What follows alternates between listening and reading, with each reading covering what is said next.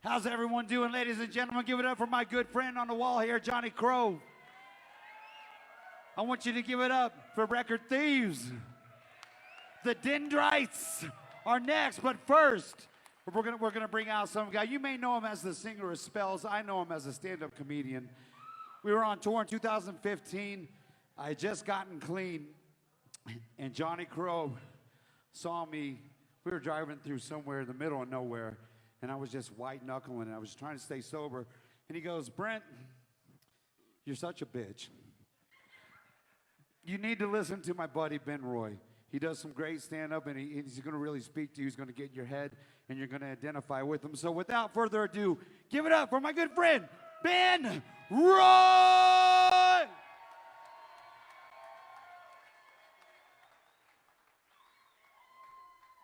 Hey, everybody, make some noise. How the fuck are you tonight? Hey, listen, real quick, I just want to say thanks to everybody in Reno Divorce, and I moved here a while ago in late '99, and they were one of the first bands that I had seen here. It is a total shock to me that Johnny was as big a fan of my stand-up as he was. It's a fucking honor. It means a ton, so thank you all for letting me come up here and tell some jokes. I'm not gonna stay up here long. What up to my man, Daniel? What up, Daniel? Hey, I don't know if you saw, Daniel was sitting out back in the green room, didn't want to come out. Then he comes out and he wins a $100 gift certificate for his first tattoo. Way to go, Daniel. Way to go. And I know you're in 5th grade and you've been having a rough time, but I tell you what, nothing's gonna boost your status in 5th grade like a face tattoo. Get it? Right on your face. Your first tattoo is on your face. Go, Daniel! You're amongst friends here, Daniel. Hey, listen, also, when they asked me to do this, I had no clue there was going to be as many kids here as there are. So if your child is not ready to hear about adulthood, please exit them out of the room as quick as possible. If they are, Daniel, I'm going to start you with your first lesson. Methamphetamine, not bad for you. That's a lie. You're going to tell me something that's made almost entirely out of cough medicine is bad for you. Sure, wake up, sheeple, wake up. Well, anyway, I'm going to tell some jokes real quick, and then I'm going to get out of here. And then I'm going to let the Dendrites come up and Reno Divorce come up here, and it's going to be a great night. Also, I want to give a shout-out to Punk Rock Saves Lives out back. Thank you for doing the good work. Thank you for doing a good work. Yeah, what a crazy time. By the way, you can see spit coming out of my mouth here. If you're in the front, I want you to know I'm vaccinated. I know I look like the kind of guy who does my own research. I'm aware of that.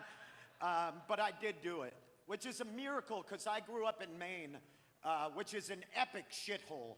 A lot of people are like, I love Maine. No, you don't. You like lobsters and fucking lighthouses. But what you forget is that there is 8 hours of buggy, racist inland, and that's where I'm from. My upbringing was so Stephen King.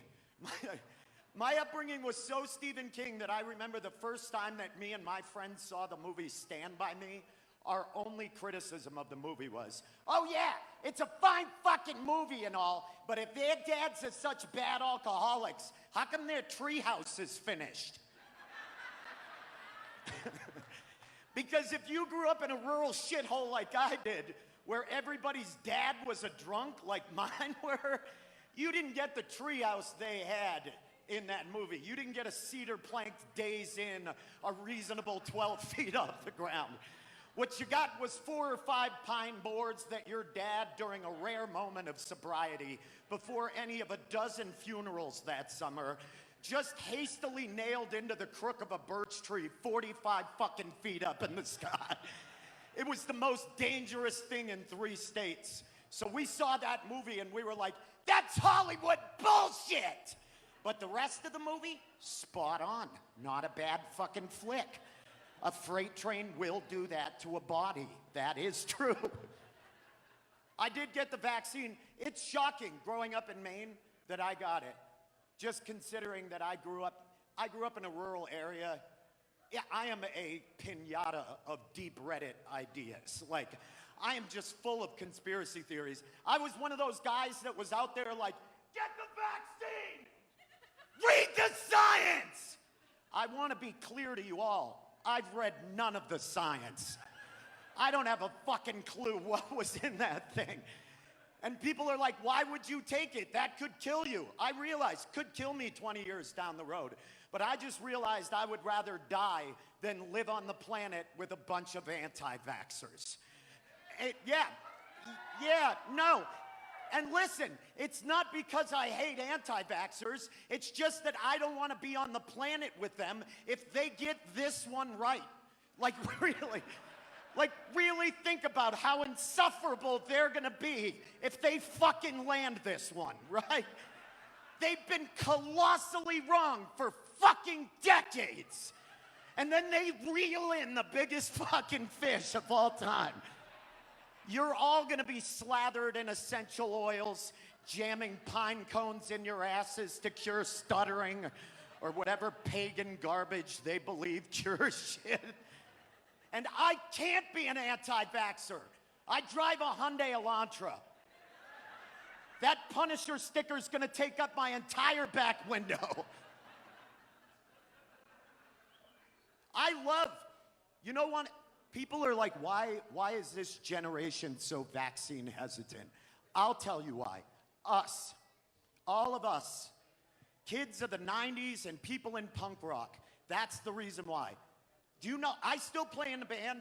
I toured in hardcore bands from the time I was 14 years old. Do you know how many songs I wrote that were like, fuck the government!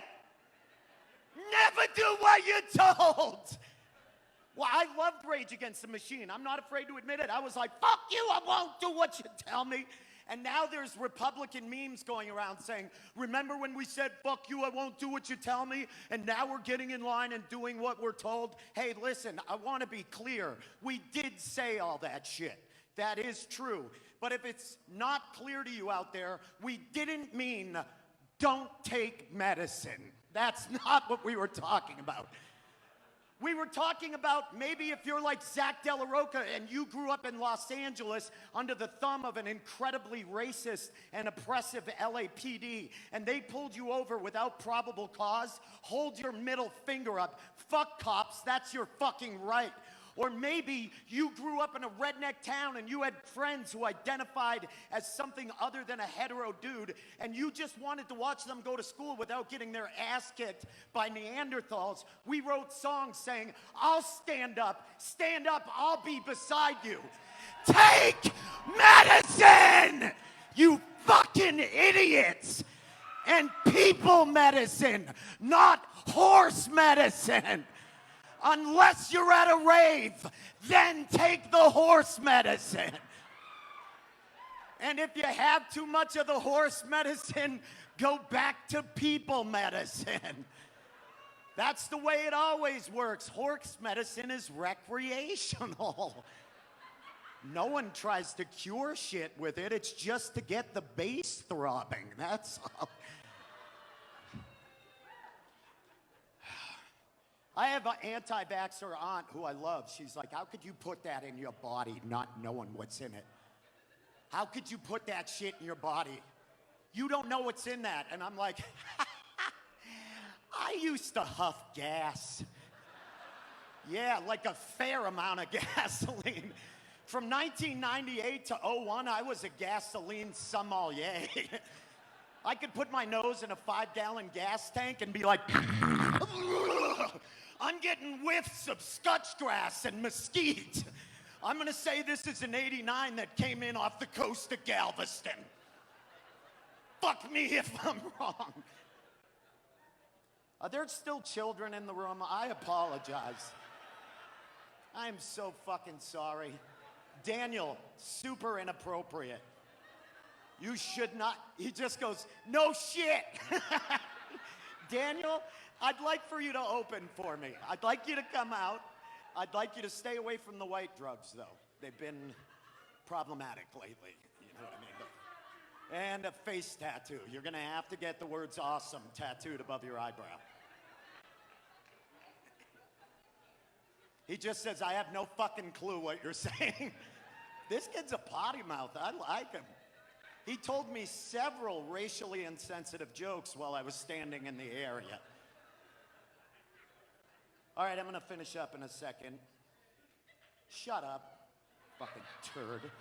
What kind of idiot heckles at a fucking memorial show? What kind of low piece of shit are you? People are always like, doesn't heckling help the fucking comedy? No, it doesn't. You don't go see a band and grab your shitty guitar and play a crappier version of the song they're playing beside them. You're fucking idiots. Oh, God. Love you, Johnny. Thanks for having me. A lot of people think this is an amazing job. People are like, dude, you get to travel the world and go to cool places and tell jokes for money. And you're right. That is true.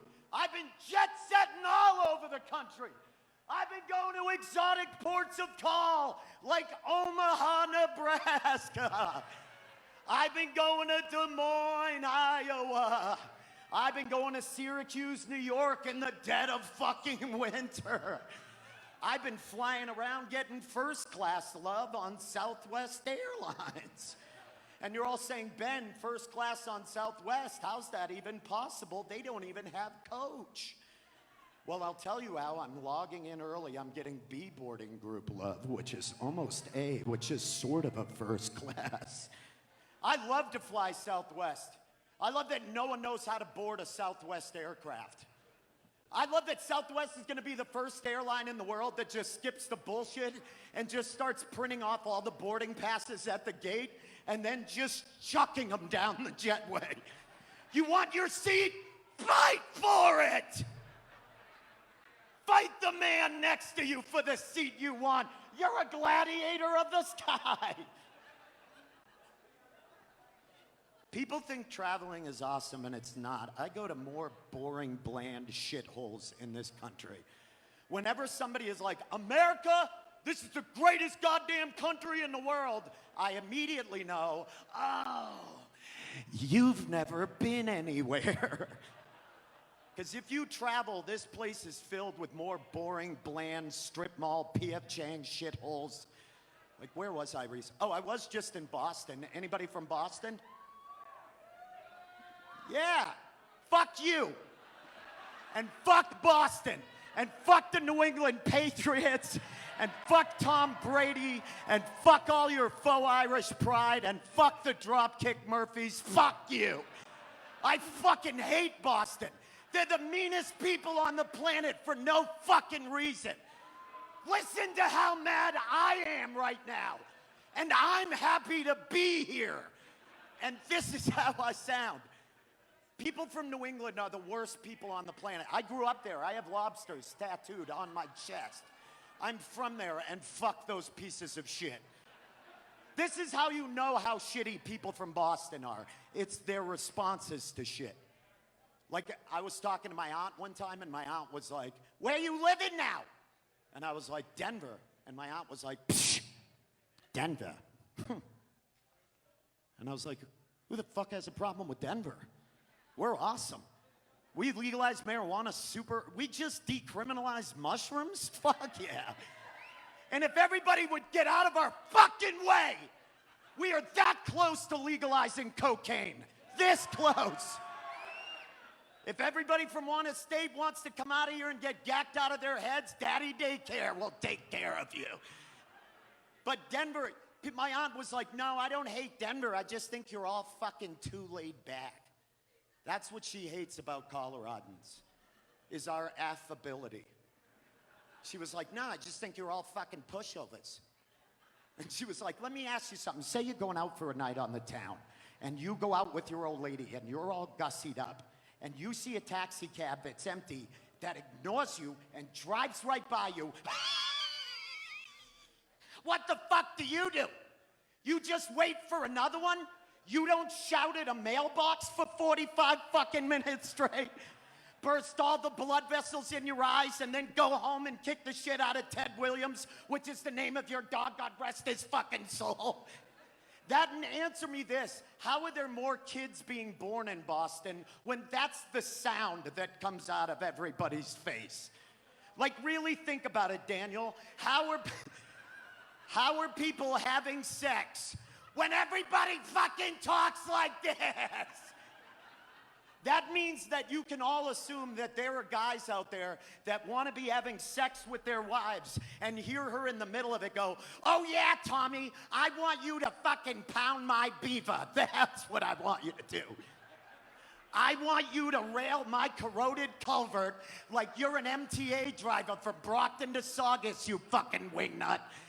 I want you to get on my back, and I want you to ride me like you're Paul Revere. That's what I want. Oh yeah, Tommy, you call the British. You tell them I'm coming right now. You tell them Trisha's coming. Oh, Jesus. Every time I tour with a band, I ask them when they're like, we want a comic to come along. And I'm like, do you think that's a good idea? Every band is like, no, not at all. It's never a good idea.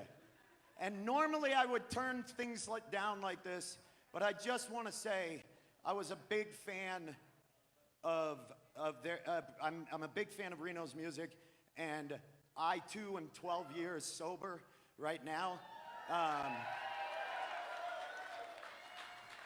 And part of what Johnny had said was that I released an album called There's No Enlightenment in Sobriety. And it's basically about how you're not gonna feel better if you quit drinking. So don't expect that. But it's different, and sometimes different is all we need. And I wanna say this before I go, and I'll end it on a serious note. I don't fucking care what this idea that we should be going to our friends, this trope of like, talk to somebody, reach out, has become the thoughts and prayers of the mental health movement. It does nothing.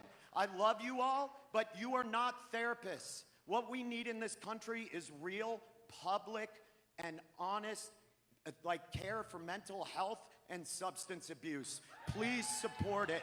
Please, please, please.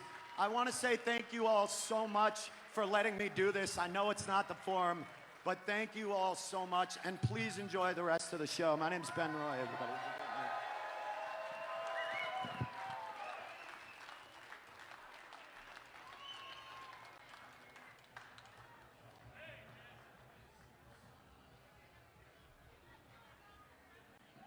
Ben Roy, everybody. Come on.